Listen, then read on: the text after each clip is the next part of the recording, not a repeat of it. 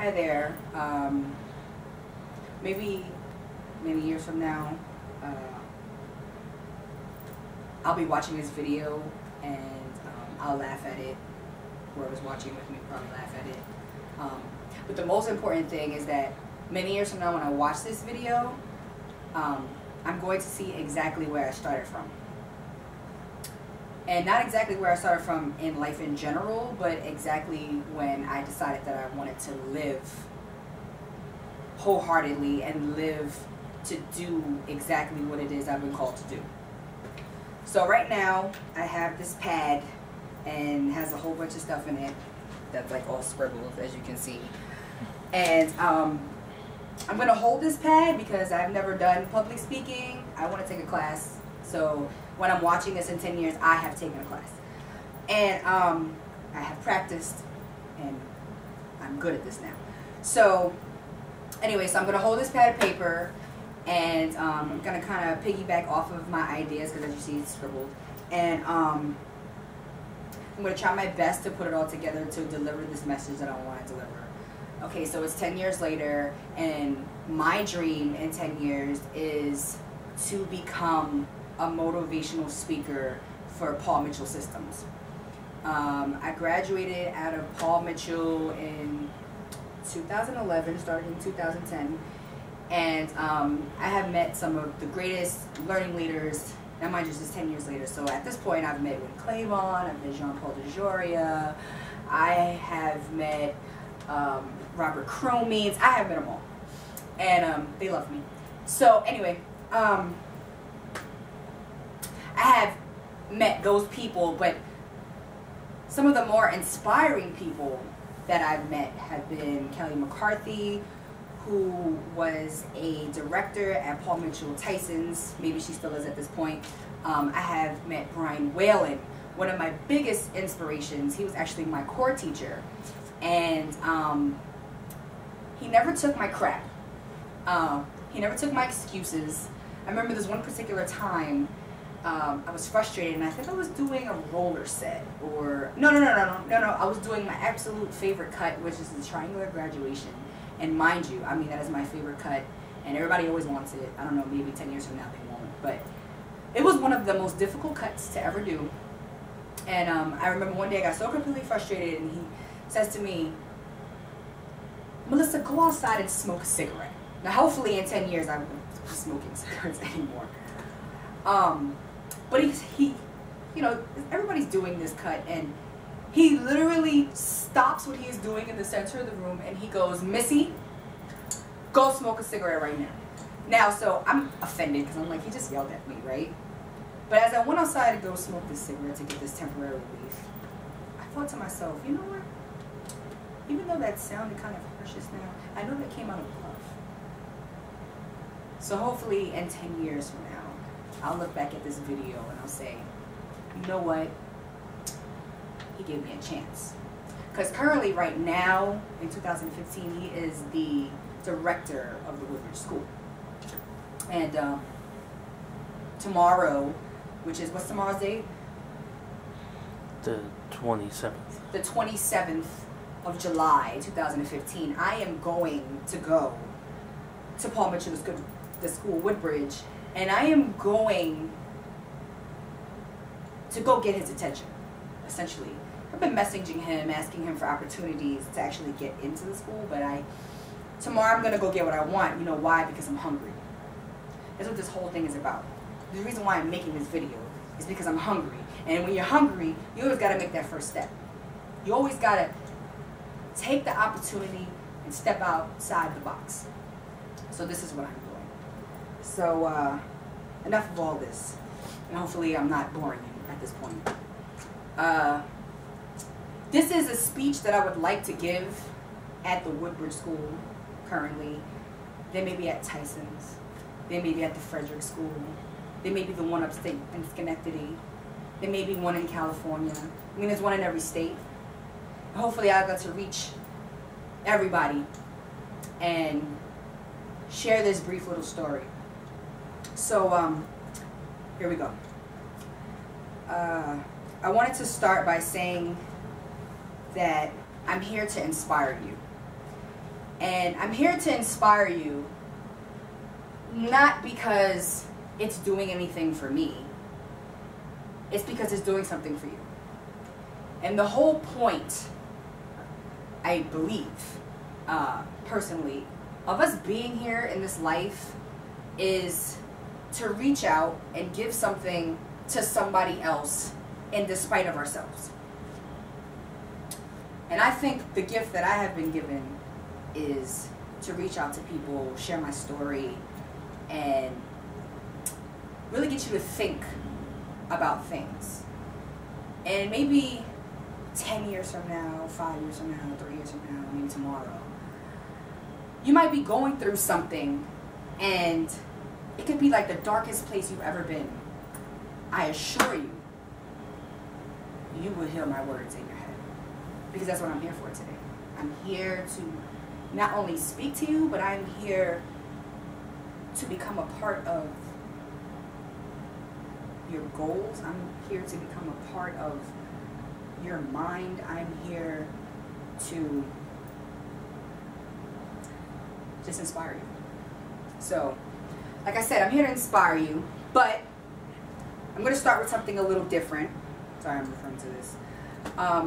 Before I inspire you today, I want to point out some things that might make people uncomfortable, and it might make you feel like I'm going completely left field. I want to point out the negative stuff, and most importantly, I want to point out darkness. And the reason why I say that is because unlike any other guest speaker you've had, of course they come in here and they pump you and they motivate you, but the reason why I'm going to point out darkness is because at some points in my life I have lived there, and what I can tell you about darkness, that is the blessing of a century. And the reason why is because if you don't live in darkness, you will not know light. Heard that? If you don't live in darkness, you will not know light. So, some part of my story today might take you to a place where I felt darkness, but I assure you, it's because now I'm here and now I'm seeing light. So, I just wanted to say I was always excited when guest speakers came because I always felt like, wow, this is another opportunity for somebody to inspire me. This is another opportunity for me to hear somebody's thought process. Because I'm telling you, in this life, and they tell you in school right now, that part of this journey is to keep learning. And I don't mean just keep learning hair. Yes, keep up with the industry, keep up with the hair techniques, keep up with, you know, all the trends. But one of the things you have to do when you continue to learn is you have to learn personal development. You have to learn how to stay on top. You have to learn how to be confident. You have to know how to be able to say yes. You have to know that you have to crawl sometimes before you can walk. You have to know that sometimes you have to humble yourself. So when these guest speakers came and I get to see, you know, how they work, you know, how they speak to me, that helped me. And that's why I'm here. They inspired me. And one of the things that was funny to me was a lot of people didn't want to hear what they had to say. A lot of people say, oh God, it's guest speaker time. They just want to be on the floor getting tips, you know. And it was guest speaker time. Nobody wanted to hear it. I was excited. I was like front row and center. So the funniest thing though that I realized about that was when there was a guest speaker and there were some people who didn't want to hear it, there is one thing that nobody could deny. Everybody left inspired. That's right, because that person who got up there, even if you didn't want to hear what they say, they made a presence. They made their presence known, and they shared something with you. Something that you needed to hear. So, that's what I want to say about that. I want to ask some questions. One, by raise of hands, how many of you are inspired today? 2, how many of you have faced challenges in life? And how many of you have felt defeated? My biggest supporter, my husband, he's recording me. Okay. If you answered yes to any of those questions, then I am here to tell you that you're in the right place today at this very moment. Not only are you in the right place by being enrolled in this wonderful school, but you are in the right place because you are enrolled in this wonderful school, and I came to speak to you because I am going to inspire you. I've been given the wonderful opportunity to speak to you today, and I cannot thank, anyone. I can't give enough thanks. I'm just going to speak from the heart, So, one of the things that I want to speak to you about is, well, first let me give you a little bit of background. Is it going to be able to record everything I'm going to say? Sorry. This is a long, it's a very big memory card. Okay, excuse me. One of the things I want to share with you is a little bit about my background. Okay, so like I said, I graduated Paul Mitchell 2011. I got licensed 2012. And I'm originally from Brooklyn, New York. And I don't know if any of you are familiar from New York. Anybody in here from New York? Me. Okay. It's not the easiest place to live. And to be completely honest with you, the area that I came from was not the easiest place to live at all. And actually, a lot of people never make it out of there. But I knew from a very young age that I was destined to not be there. I was destined to do something greater. I mean, I read above, my age requirement in reading, and I just love vocabulary. I love speaking. I've been scared for many years to speak in front of people, which kind of reminds me of something that my cousin just said to me. She said, "Melissa, the world needs you." That was one of a couple of powerful things that I've heard in my life, and I'll get into another powerful thing that I heard. Anyway, so that's where I'm from, and it wasn't easy, but I mean, I faced many challenges, but I can say that, and I'm quoting Lisa Nichols right now because I just watched one of her videos, and she's amazing. She's a motivational speaker around the world. She's just phenomenal. And one of the things that she talked about that really hit me was, in order for you to become who you want to be, that person that you were, you can love that person, but you got to let them go. You can't step into your next step holding on to that harvesting, because you become comfortable. You become comfortable in your darkness. You become comfortable because you know that you can't fail at that, because you already feel like you're a failure in that area. So you can't fail at that. There's no risk in that. You don't have to put any effort into that. It's just easy. But when you step outside that box, when I stepped outside of Brooklyn, New York, and I came to Virginia, I took a risk. I let go of a lot of things. I let go of friends. I let go of family. I let go of my comfortability of living somewhere all my life. And I said, let me take a chance. And then that led me to Paul Mitchell Tyson's eventually. And I've been doing hair, dabbling since I was 14. I was always loving color, and I would dye my hair like completely red. At one point, it was like very long, and I don't think I'll never let it grow again. But anyway, that's a little bit about me. Another thing I want to say about me personally is that I wear my life on my sleeve. A lot of people are not very comfortable with, really explaining things about their life because they're, just not those type of people. But I want to say, and I mean everybody lies, but I can say this without lying. I am one of the most honest people on this planet. Like, you can literally ask me anything. Like, after this, you can ask me whatever you want. I just like to wear my life on my sleeve, and I learned that from my mother. She always told me, always be honest with who you are. And I believe she told me this because she wanted me to share my story. And my mom, at some point in our life, like, we had a falling out.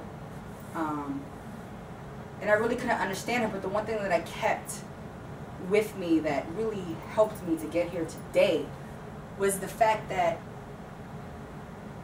if you wear your life on your sleeve, nobody can ridicule you for your imperfections because you own them.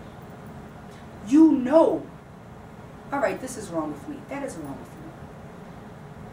Because the first step in fixing anything in your life, if you don't like it, is to admit that there is something wrong. So I wear my life on my sleeve. If there's something wrong, I'll put it out there. If you point out something, I'll listen and compromise. I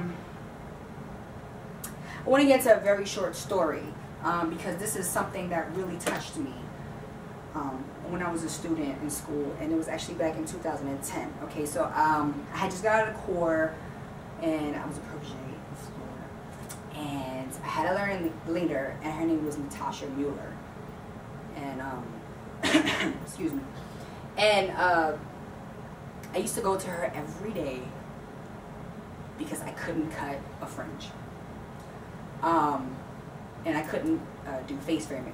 I was just completely scared because I know that, you know, when you're doing a fringe, that draws a lot of attention to the face, and if you're doing a slide cutting, that draws a lot of attention to the face because, you know, you want to cut the hair in such a way that, you know, it kind of accentuates the face. And if you do that wrong,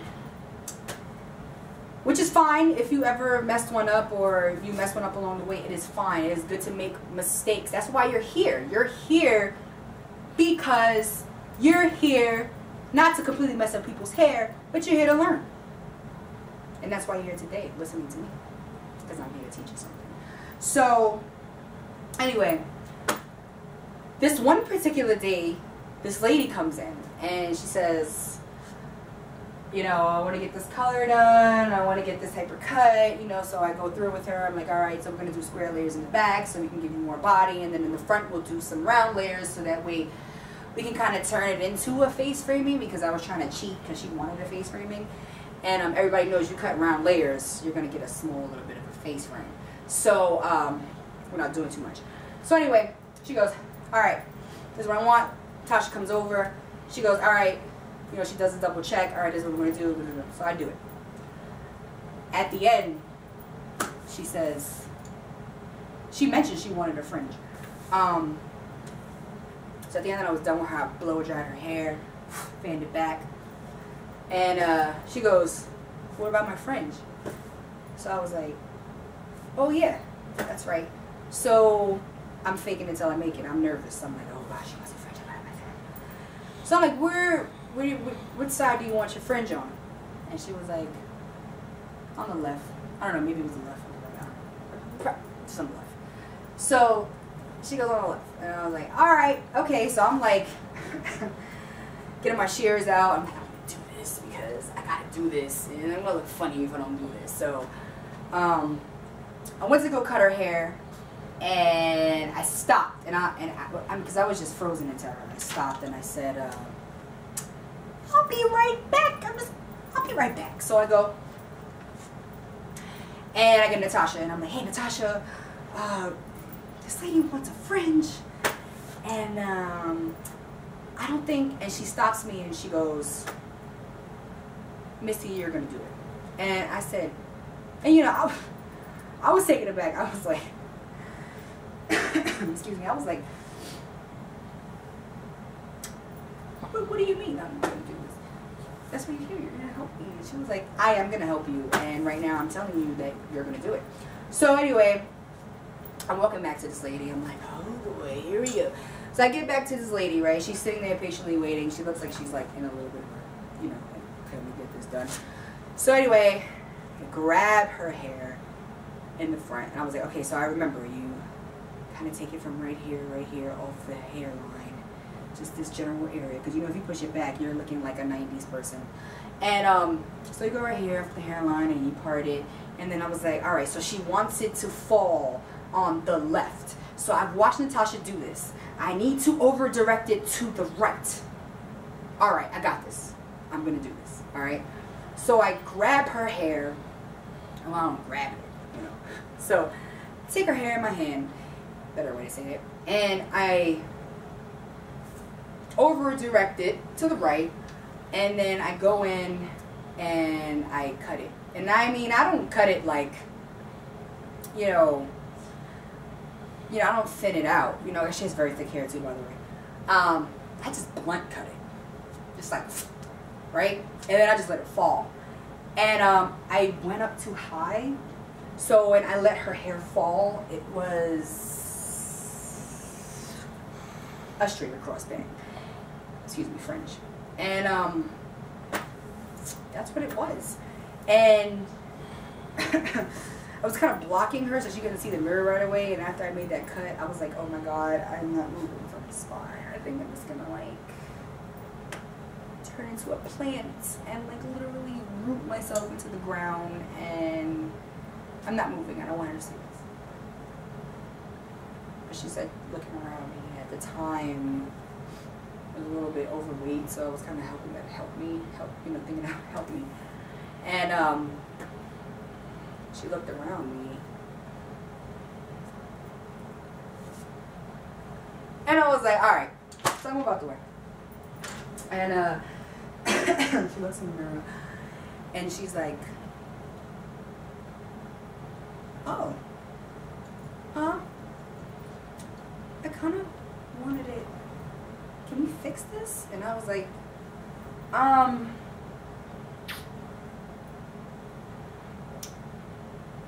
be right back. So I get Natasha. I'm like, Natasha, I just messed up this lady's bangs. Like, excuse me, French. Sorry.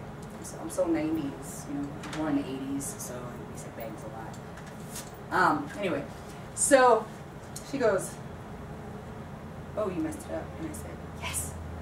Gave her a straight across. And she kind of chuckles at me, and she goes, all right. She just goes over there and she tries to fix it best as she can. And all I'm thinking in my head is like, this woman's not even going to tip me. Honestly, yeah, I was concerned about that. Not just that I messed up her hair, but I wanted a tip. How many people in here want tips? Beyond, okay. So, I wanted a tip. Anyway, but I was really more concerned about her fringe. So Natasha goes and fixes it the best that she can, and she basically kind of makes her feel a little bit comfortable and goes, all right then. So she kind of speeds up the process, you know, sign up the ticket so that way the lady can leave because she sees me and I'm like freaking out. So anyway, I go, and how many of you have ever gotten so nervous that you have to do something, like you have to fidget, like you have to just like grab something or like take a drink, start cleaning something? That's what I do. When I get nervous, I have to start moving around. So I grab the broom, I start cleaning up my station, as I hope many of you do after your services, because honestly, when you get out of school, like, well, you'll be conditioned.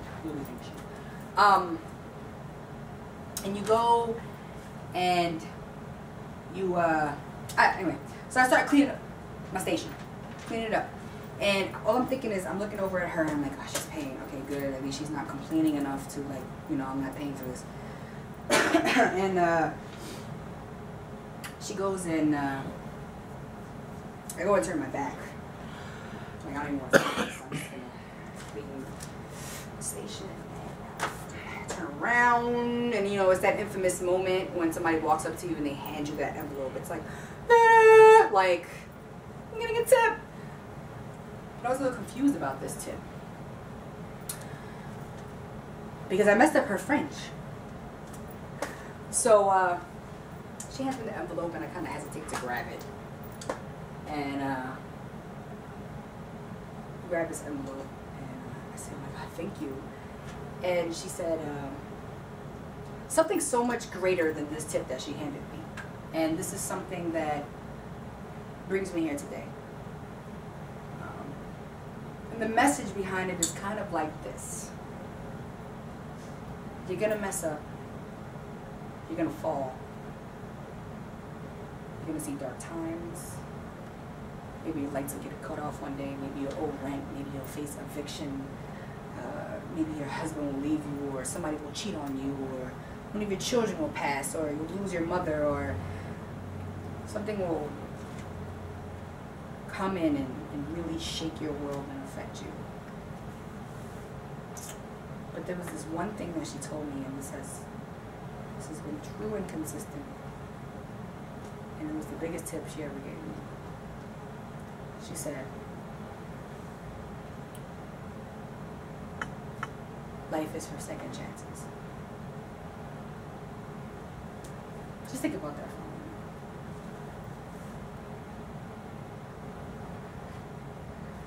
moment. Life we live is for second chances. What that means is so much. That means no matter what you do, no matter what decision you make, no matter how you fall, no matter how something negative happens, no matter how much your world is shaken, you have another chance. As long as you wake up tomorrow, you can do it again. Every morning is a new chance. Every morning is your second chance. Every morning. And that was one of the most powerful things that I've ever heard. And I just want to share one of the short story with you. And before I go there, I want to say this. Paul Mitchell School has a wonderful culture. The minute that I came out of the school, I felt like somebody cut the cord. I was like, I was a baby. My nutrients were missing, and maybe some of you will feel that when you're done here. No. So maybe some of you will feel that when you're done. It kind of hurts a little. Like I said, Paul Mitchell has a wonderful culture, and just everything they stand for. It's just not about hair, you know. Sure, hair, it transforms you, it creates you, it beautifies you, it gives you confidence. You essentially become a therapist. You ever had that one client sitting in your chair, and they're just like telling you everything about, you know, Christina came over and Brian slept with her best friend, and you're just sitting there like. And sometimes you don't feel like talking, you know, but listening is, you know, you kind of like say little things every now and then to kind of let them know you're listening. Come on, we all have those days, you know. So anyway, become essentially a therapist, and it's all about making people beautiful, but the most beautiful thing is not just about making people beautiful, it's about being here right now and Paul Mitchell being beautiful. And Paul Mitchell being beautiful because they are teaching you not only the skills necessary to become one of the most successful hairdressers in this industry. Because I'm telling you, you leave here, and the first job you get, you tell them you went to Paul Mitchell, they're hiring you. They're hiring you because you have got some of the best training country. This is essentially the Harvard of hair schools.